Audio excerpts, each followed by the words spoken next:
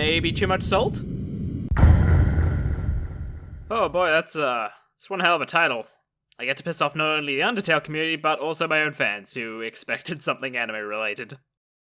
Well, there we go. Oh, though, let's get something out of the way first. If you came to this video expecting me to say, oh man, I like Undertale, but the fanbase ruined it for me. Surprise, it's not. In fact, fuck that argument. Sorry, I really gotta rant about this. Guys, this happens to everything that gets super popular. Minecraft, FNAF, League. If Undertale wasn't this popular, nobody would be saying this stupid phrase.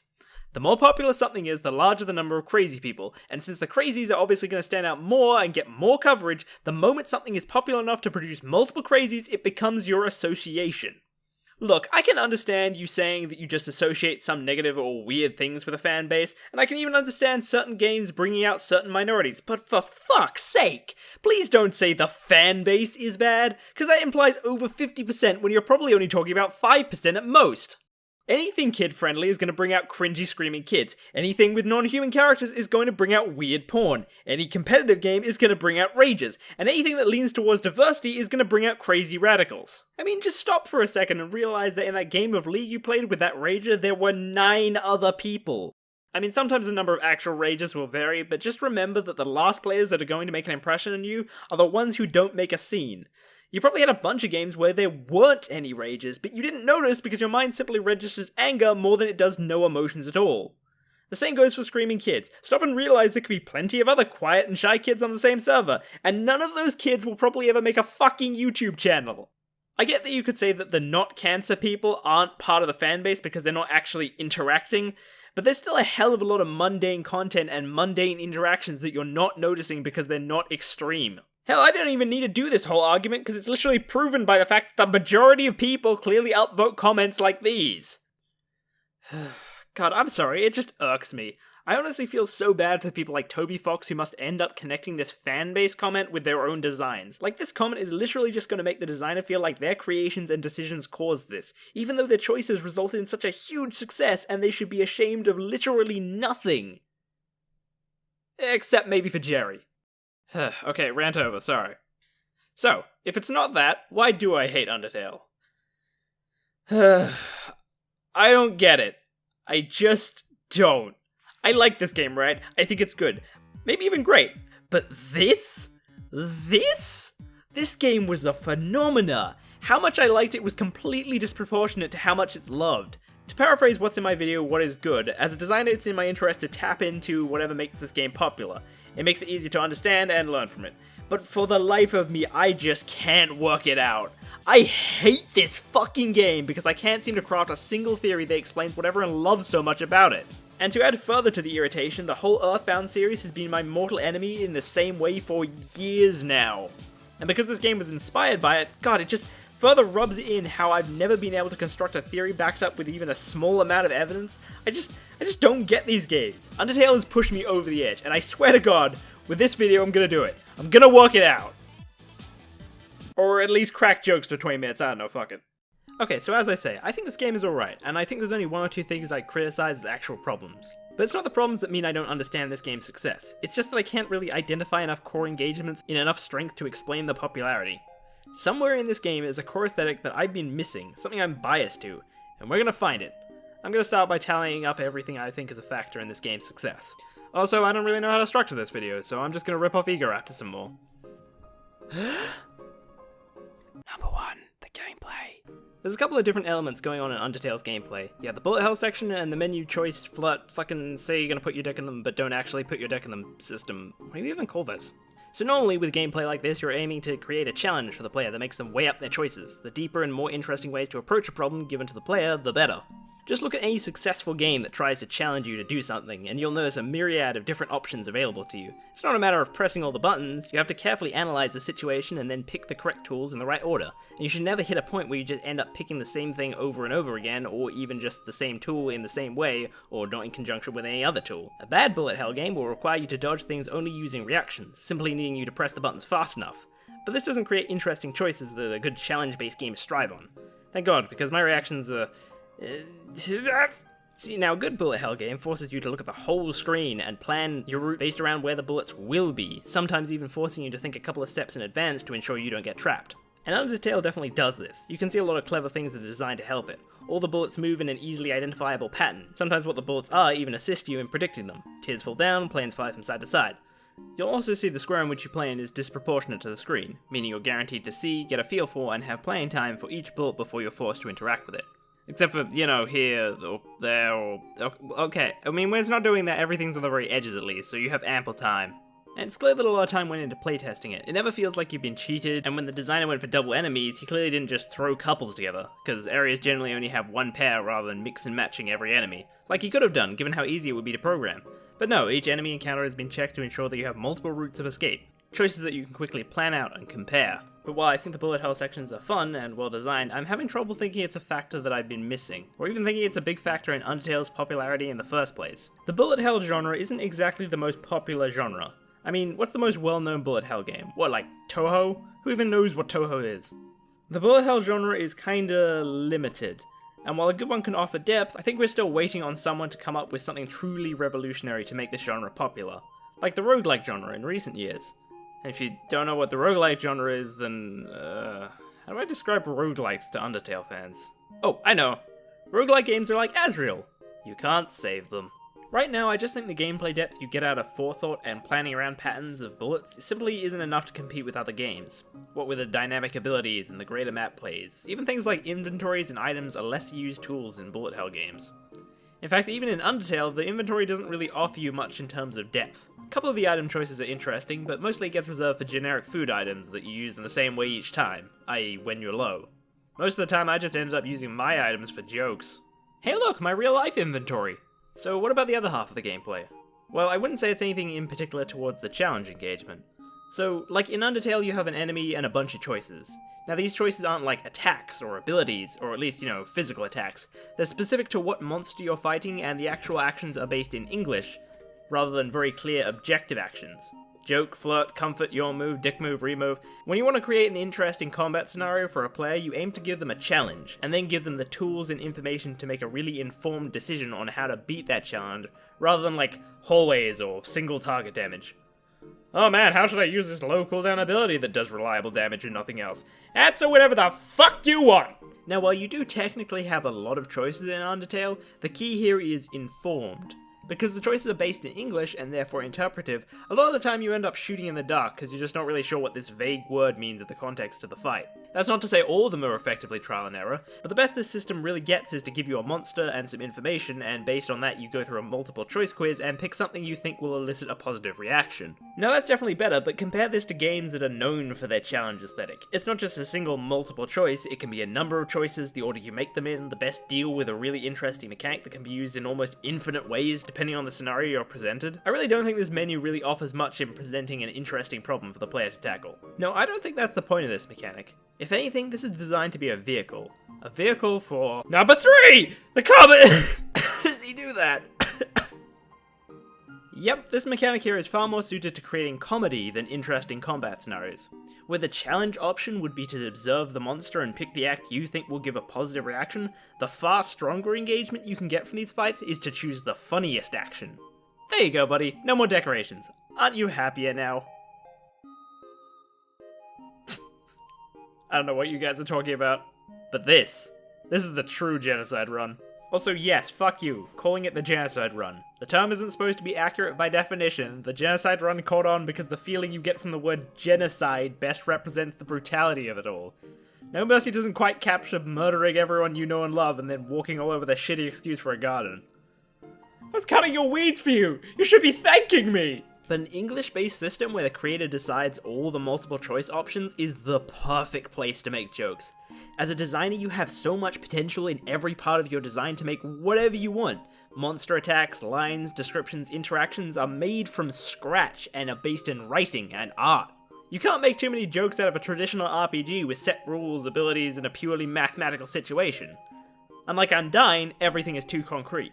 But when you design your mechanics to be based around vague text choices and vague art-based responses, you can break expectations, you can write personality traits into the fights to create irony, and you can draw links and wordplay between player actions and your enemies' responses. The only reason naming your Kakuna Penis and teaching it Harden was funny is because of the abstracted name system that lets you write in whatever you want. Using that, you can draw a link between two things that were completely innocent to take on a meaning that's completely the opposite of that. That's humor, and Undertale is sort of like Pokemon if all the nicknames were written by the designer instead of the player.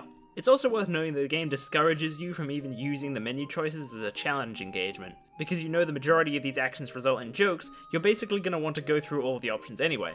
Hell, half the time the monsters don't even try to give you an interesting combat scenario. Sometimes challenges are sacrificed for the sake of a joke. And that's not to say this is a bad thing. As long as the void is filled with something, in this case comedy, you're still creating a fun game.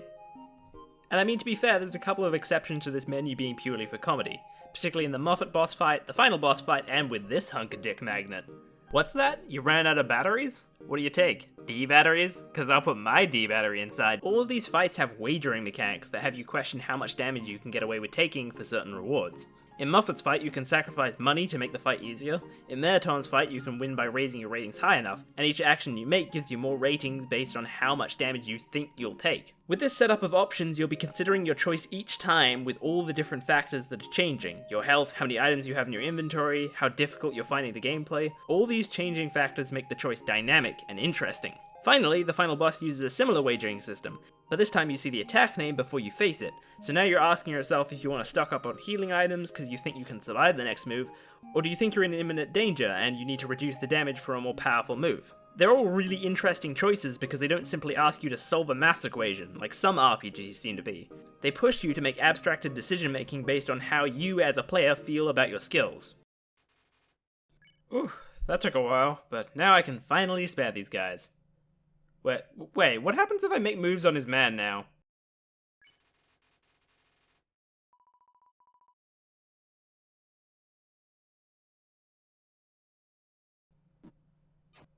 Oh my god, I'm such a fucking dumbass.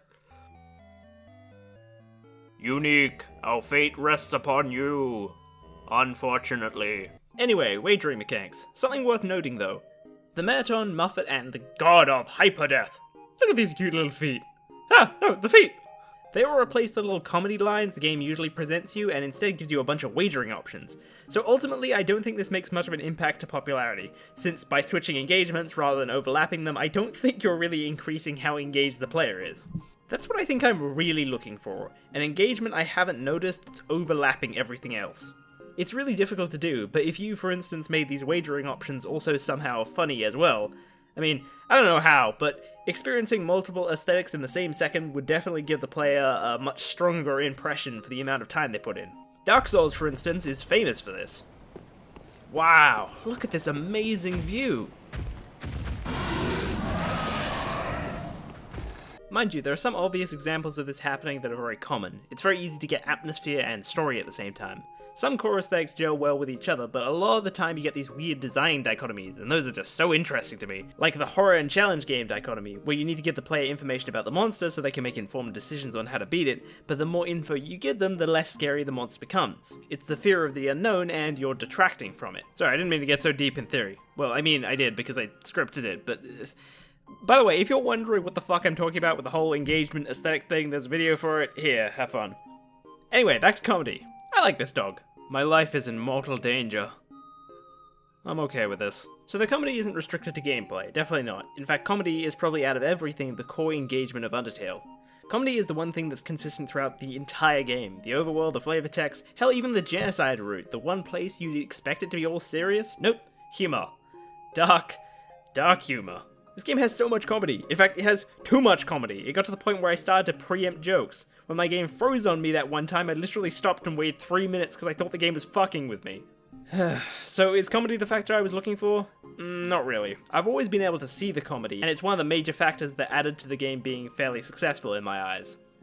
But I still never would have expected this. All the jokes would have to make me laugh out loud funny in order to explain this to me. And granted, there were a few of those moments, but most of Undertale is just pretty funny to me, you know. The best jokes were those to deliver the irony to you in a completely unexpected way, directing you towards the inventory so that you can pick something up by dropping something else, only to drop something weird that immediately steals the really important looking thing that you did this whole shtick for in the first place. Having a joke arrive from something that in any other game is a completely serious mechanic that would have never resulted in something so silly, it's a fantastic way of catching the player off guard. In fact, you see this trick a couple of times. but I don't think anything will ever be so abrupt and completely tone-switching as the annoying dog scene. Comedy definitely makes a big part of this game's success, yeah, but I already knew this. I'm still looking for that thing that made this game a phenomenon. Number 4! The music! Okay, so this is one of the couple of things I give armored lesbian fish levels of love to. I have never seen a game soundtrack with this many consistently catchy songs. Literally almost every single one of these songs I have hummed to myself at one point away from the game.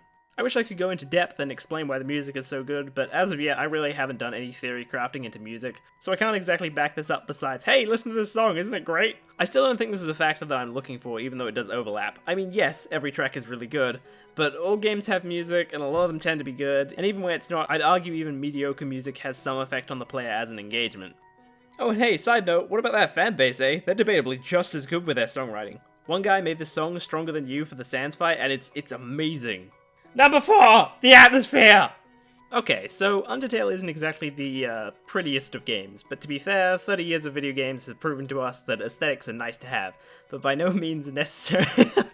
Okay, I can't do it. I was just kidding. I don't actually think Stronger Than You was made by an Undertale fan. Please don't kill me, Steven Universe community. I'm one of you. I was just sticking around. Where was I? Oh yeah. How is it snowing underground? So Undertale overworld art is kinda shit, but I gotta admit, I still really love the design ethic here. Art asset doesn't make sense? Don't re-edit it, just make a joke out of it. Brilliant. That's designing like a programmer right there. Lazily. But seriously, aside from a couple of things, let's just say I'm surprised the fandom hasn't all just like pitched in to make an Undertale rework with updated sprites. Like look at this, what is this even? Swaying frog balls? Despite the visuals though, Undertale is capable of some really nice atmosphere. Some of these areas are just relaxing and quiet, peaceful. Snowdon Forest is just nice, you know, the little details, the snow crunching softly under your feet, the calming color palette, the music, the ambience, it all works together to create this calming, relaxing atmosphere. Oh, shut the fuck up! Okay, so atmosphere clearly wasn't much of a focus for the game as a whole, so this is kind of a moot point, but it's still worth knowing that a couple areas are just really nice to just be in, particularly Waterfall. So there's this guy called Jordan Underneath, who I may or may not have an unhealthy obsession with. Yeah, of course it's healthy. I mean, do you consider nightly walks and, like, bird watching unhealthy? Of course not. Anyway, he did a video about Waterfall being a very atmospheric and immersive place, with echo flowers being one of the main reasons that add to this, and I have to agree. Sure, like other elements in the game, Waterfalls drop some of the comedy in favor of another engagement, but it's worth pointing out just to know I've talked about it. And it is worth talking about. These echo flowers were a great way to add opt-in storytelling that makes the atmosphere all the more real. Because these little flowers apparently echo the sounds that have been made around them, so when you touch them you hear all sorts of things from previous travelers, and there's something very peaceful about it. Conversations of hopes and dreams, confessions of sadness and love, people fucking. Number 5, the choices, but I don't have a spin for this one. Here's an interesting observation I made when Undertale first came out. I saw a lot of claims of real choice and comparisons to The Walking Dead and its illusion of choice. Out of all the positive things I saw about Undertale, this is probably the one thing I'd wholeheartedly reject. Oh my god, guys, Undertale gives you so much freedom of choice, it's so amazing! But the longer this game was out, the more I saw those opinions disappear. I think the more people played and saw the different routes, the more they started to realize how linear it was. The truth is, there are only really 2 big choices that you have, pacifist and genocide, and even then it still leads you on the same literal linear pathway. But this is the one time the choices make any kind of big difference. There are technically choices all over the game, but those are generally small dialogue changes and Easter eggs. Aside from the 2 big routes, nothing particularly has any consequence. Like this talking rock you told to stay still at the start of the game, and then bound by loyalty, he stayed still, forever. You monster. In Undertale's defense, consequences for all your choices isn't really even important in choice-type games. The fun in those games comes from self-expression. You look deep inside yourself and pick the choice you believe to be right based on your own principles and morals, and mulling over these ethical decisions is where the fun comes from. Your fun doesn't actually come after when you see the consequence. What I can understand is people feel deceived and stop taking choices seriously because they feel like nothing matters. But this is more of a mindset thing. I mean, I knew about the illusion of choice before even playing The Walking Dead. In fact, it was the extra credits video on it that got me into it. I still took choices seriously and had a lot of fun doing it. The point is, what would I do in this situation, not what is the correct decision. But I guess I can understand you being peeved about saving a character only for them to die later anyway. I think there may be a more character investment thing involved there. That said, I honestly don't think Undertale really utilizes self-expression, in the one big choice you have anyway. Whether you do a genocide or a pacifist run is generally decided by you at the start of the game. Very few people will go through the game making a choice on each individual monster, and here's why. Humans inherently want to be moral. I mean, even Hitler thought he was doing the right thing. Everyone has their own justifications, so when you present the player with a choice of being nice or killing everyone as a moral choice, people will generally take the moral option. The people who take the genocide run aren't actually making a moral choice. They're either role-playing, doing it for the story, or simply curious. It's not a moral choice. There's one moment in Life is Strange that aptly proves this. In the 4th episode, you need to get a dog out of a van, so you use a bone to lure him. You have two choices about where you throw the bone: into the car park or onto the road. And even if the implication wasn't obvious, one of the mechanics of the game is that you can go back in time and make choices again. So everyone knows that throwing the bone onto the road will get the dog killed. Why would anyone make this choice? Why would anyone mull it over and come to their own conclusion? This is not a moral choice, or a choice that brings out any element of self-expression at all. Sure enough, look at the post-game choices, and only 6% of people killed the dog, and I dare say they only did it for curiosity of any consequences. You can apply the same logic to Undertale. No one really answers complex moral questions about who they are in this game, so the idea that Undertale is really a game about moral choices or self-expression, yeah, I'm not convinced that this was an engagement that was utilized. Which is really odd, because it does kind of seem like the game was going down that whole self-expression direction, especially with this gender-ambiguous main character. What is in your pants, goddammit? Now, I might be swayed on one exception. I've seen people in the comment section end genocide runs when they get up to certain characters, and I can definitely imagine they made a tough decision here. But again, I don't think this is about self-expression or moral choice. This is about character investment. To build a character up in your mind, to love and adore that character, only to be pressured into killing them, to be forced to contemplate that. It would break your heart as badly as I'm about to break this tone. Number 6! The story! I think this is probably like the other main engagement of Undertale. You know, when I go online, I don't see strategy guides or cool plays. I see fan work, celebrations of the story and character. Loads of it. Maybe even too much. Maybe not enough. God, I love the internet. I mean, this starting scene alone is smart in the way that uses the fact that you know nothing about the game to set up a bit of expectation and denial. Wait, am I playing a kid's game?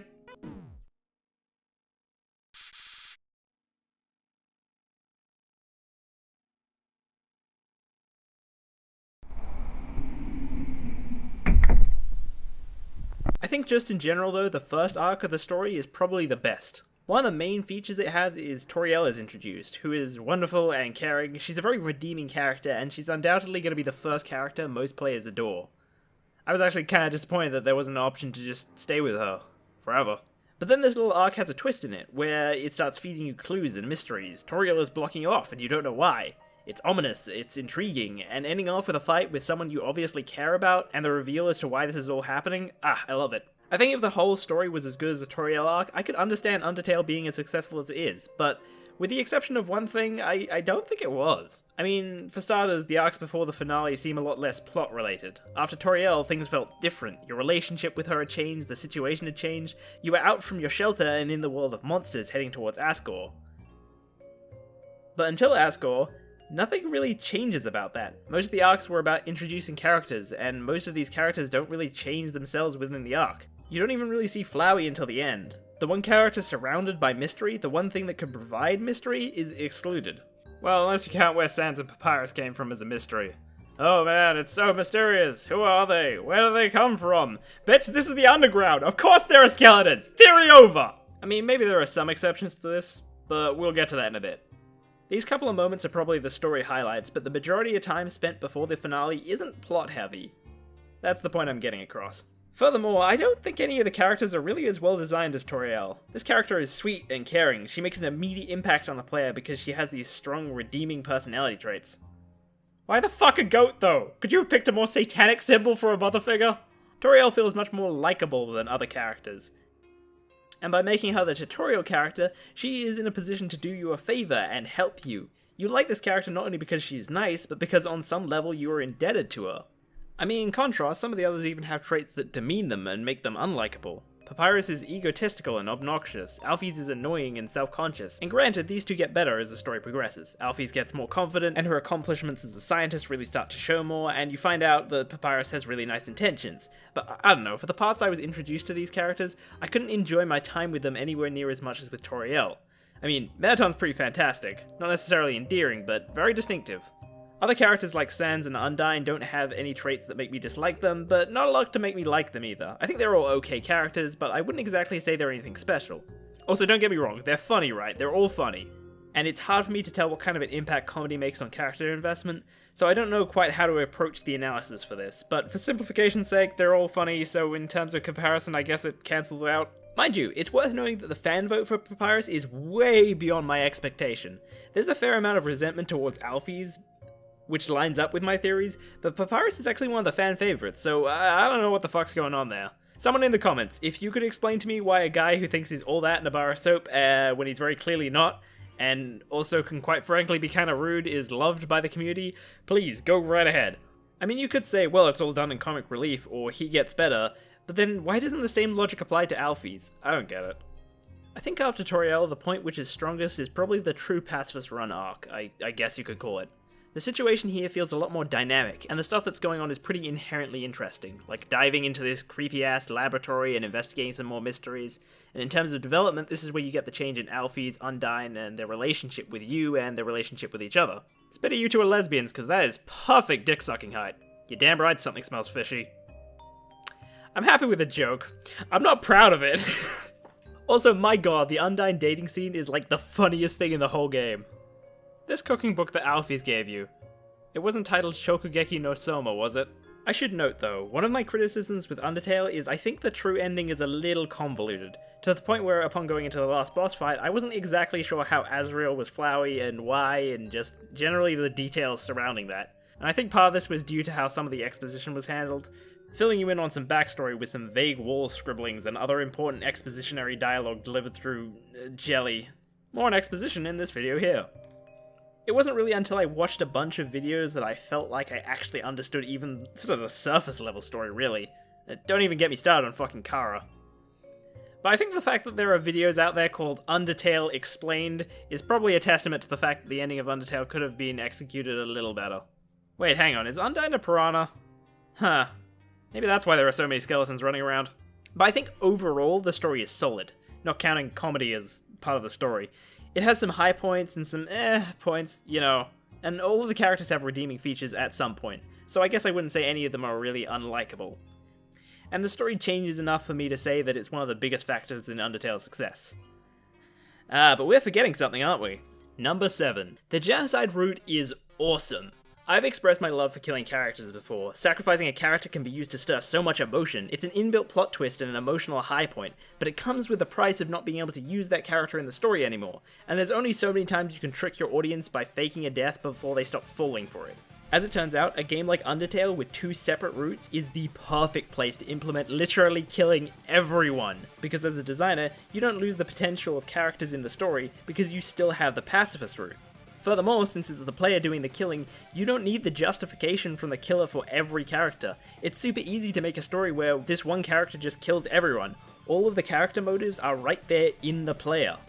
And not only is the genocide route super impactful and emotional just because of all the engagements you get from character deaths, but the atmosphere. Oh my god, the creep factor is off the charts and twitching demonically down the hallway. I'd say this is going to give me nightmares, but that would imply that I was going to sleep. The genocide route is not just this though. Oh, let's talk about Sans. So before I was actually lying for the sake of formatting, Sans is the other fan favorite character. Even back in the pacifist run, the dead where you stand moment is awesome, and makes Sans so much more interesting. This is probably the only moment in the series that genuinely surprised me, got me to sit up and listen. This was the last character you expected there to be something more to. That creepy expression, that tone switch, you must be missing something big. But the thing that really cements this character as probably the fan favorite is in the genocide route. I've talked previously about dick characters in my top 10 antagonist lists. The idea is that one of the best elements to an antagonist is to forge an intense hatred towards them and then deliver a satisfying conclusion through some form of payback towards the character. What's interesting about Undertale is that you are that character, and Sans is the one who dishes out the payback. Further strengthening his character, Sans takes a complete 180. What you thought was the laziest character turns out to be the strongest, and he lets you know in no uncertain terms. The music stop, the tone switch from the funny lazy skeleton to this fucking nightmare telling you to burn in hell before he unleashes fucking everything on you and trashes you in like a second. It's shocking. It's a newfound positive trait. It's a satisfying payback for what you've done, and the emotion is very real. This character is now cool, interesting, strong, and dominating, and best of all, you did not see it coming. Your only clues were a couple of ominous, creepy lines of dialogue. This is the high-impact moment of Undertale, and any look at the fanbase will show you how Sans and this fight is by far the most popular. And I'm inclined to agree personally, this was amazing and blew me away. And then you go kill Asker or whatever, I don't care. Who's a fluffy, huggable child murderer you are? Yes, you are! Ahem, so was this it? Was the genocide route and Sans' amazing fight the thing that explains Undertale's popularity? Well, no! Let me ask you a question. How many people got to the genocide run? It's hard, and we've already established that most players will head down the moral route first. Furthermore, even if you go genocide first, it's not even going to be that engaging. One of the most important factors in making good character deaths is that you need to be invested first. And the point where you are going to be most invested is after the pacifist run. Except for Toriel, you can suffer that heartbreak without the pacifist run. Even before Sans, we were having a bad time. Toriel's not a sheep! So if you go with the hypothesis that Undertale's success came from the genocide run, then it would imply that every player got through the pacifist run and all the way to the end of the genocide.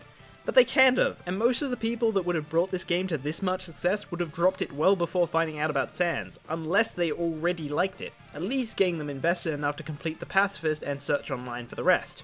I'm sure it would have had some effect. Word will get around, I'm just not convinced that enough people would have gotten that far to explain the popularity. Especially when I'd overall consider the pacifist run only good/solid. Hell, if you need more proof, quiz your non-Undertale fan friends about Sans, see if any of them know the moment exists. I'm definitely missing something, but for the life of me, I just don't know what. I mean, even if it was the genocide route, there's still so many questions. For instance, I still don't have an answer for Earthbound's success either. It has nothing like a Sans moment. The answer still eluded me, so I did what I always do in these situations. Shelve the issue and wait for a new clue to show itself. And about a month later, I found a video. As it turns out, Toby Fox has done some music for Homestuck, and Megalovania is a track he's used there and also in his Halloween hack for Earthbound. And all three versions with a corresponding character for each series were displayed in front of me. So I actually keep a mental list of all the things that I didn't like as much as they were popular. Homestuck is something I tried a while ago, and I pushed myself to chapter 4 I think, and I couldn't find anything, so as a result, it is on this list. And here it was again, neatly aligned with these other two thorns in my side. Hold on a second. Earthbound, Homestuck. Earthbound, Homestuck. You're bound for Earth, and once you reach it, you're Homestuck. Wait, this is another Earthbound-inspired thing, isn't it?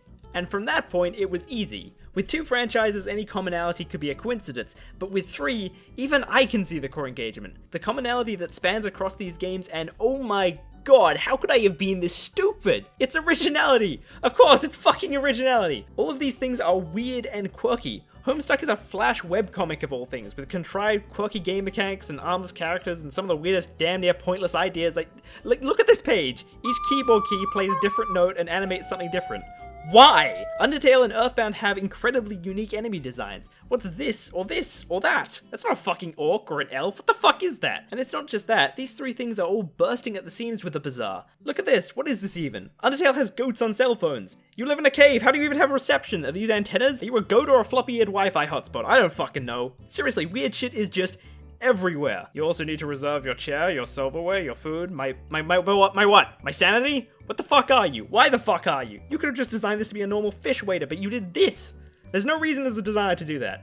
Unless originality by itself is a core aesthetic. Furthermore, this even fulfills what I said about having core aesthetics in the same second. Absolutely does originality happen with the jokes and the story. This has to be what I'm looking for. I mean, look at how well some of these weird enemies complement the comedy. Tsundere Plane? It's crazy unique, but also the potential for comedy is just like unreal. And I know what you're thinking, right? Well, duh, originality is an engagement. And yeah, I get that it's pretty obvious. And after working out for myself, I even ran into a couple of examples of people pointing it out. But you don't understand. This is the thing about bias. They blind you from things that are obvious to others. And I know it doesn't seem important to you, but fucking hell, this is important to me. For the past however many years I've been theorizing, I have been, for God only knows what reason, subconsciously blinding myself to a key element of design. I mean, look at this list, right? Reanalyzing and taking this factor into account, I can now explain and cross off 90% of this list. Spirited Away, special breath holding rules, magical spirit bathhouses, name-stealing magic shenanigans, and weird train tracks. Adventure Time, stretching dogs, sugar people, these fucking character designs. Off is, on reflection, another Earthbound inspired fucking goddamn it. Kill la Kill, naked cults and talking clothes, scissor weapons, giant fuck-off red text. Yumeneki is probably another Earthbound inspired. Jesus, they're fucking everywhere! Rick and Morty, sacrifice the ethics of most sci-fi settings and you can create the craziest ideas. Car batteries charged by mini-universes, using alternate timelines to start fresh from your mistakes. Beings created to fulfill a purpose and then die. Hell, even though I don't remember shit, I went back and looked through the Harry Potter books because I was sure that this was a huge factor in success, and sure enough, it could have done traditional wizards and shit, but it didn't. There are so many crazy inventions that play with the idea of magic. That's what it is. Originality. I have a bias for originality. Which is dumb, because my name literally has unique in it. But this shit, this explains so much. For a start, this would probably give me an answer to why Five Nights at Freddy's was more popular than PT, even though I have never been more horrified than when I saw PT. That's right, I saw a Let's Play and this was still like the scariest thing ever to me. And it would explain why Kill la Kill vs. Gurren Lagann is my highest dislike versus, because I missed this major element of Kill la Kill. Furthermore, I have an opposite list, things I liked more than they were popular, and you know what? 3 of the things here could be seen as rather generic and unoriginally, even if they're still amazingly executed. In fact, looking at this list, I now might potentially have a link between hate groups and the things those groups target. I've always found flaws in the arguments that those groups bring up, so the true cause behind their feelings might be linked to this. You have no idea how much I freaked out about this when I first thought of it. So many things are starting to make sense now, and this is marking a huge turning point in how I handle design. So many options and theories are now open to me. What still eludes me though, other than the fact that a game filled with so much creativity called the Lava Place Hotland, is why did I have this bias to begin with? There's always been some level of weirdness in how I acted about this. In Kill la Kill vs. Gurren Lagann, I expressed the originality not being enough. Like, I acknowledged it was there, but I expressed there needed to be more of it to really accept it as a positive. So in that case, I saw it, but my bias meant I needed a ridiculous amount of originality. But with other things, the idea of originality didn't even cross my mind. It's almost like I was weirdly reacting to it for some reason. The best explanation would probably be that I didn't want to accept this as a factor for some reason. I think I might have already been registering the emotion, but something was pushing it back, and it would basically be random chance of my mood or situation as to whether I consciously acknowledge it or not. But for whatever reason I could find at the time, I could never accept it as a factor to change my analysis. I think one of the dangers of being a critic is that your theories start to control your feelings, rather than the other way around. You create a theory about why you enjoy something or dislike something, and when you encounter something that you should enjoy or hate according to those theories, that messes with your emotions. You want your theories to be validated more than you want to be honest with yourself. Now, I've known that and been careful of it for years now, but I haven't always. When I think back to when I first started theorizing, I remember I had some vague early theories about originality. I don't quite understand my reasoning that I had back then. Quite honestly, it probably didn't make any sense to begin with. But it had something to do with originality only being a factor on top of other engagements. Like, it mattered if you found an original way of exploration or an original way of getting a challenge aesthetic, but originality by itself had no value. For some reason. Out of curiosity, I went back and I took a look at the extra credits video that introduced me to core aesthetics. And what do you know, it was like 5 years ago, and more importantly, originality is not listed as a core aesthetic. I think as someone very new to design, I might have, despite my feelings, pushed back the idea of originality being a core aesthetic because of my faith in extra credits in the MDA paper. I was new to design, these guys were like my teachers, so everything here must be right, right?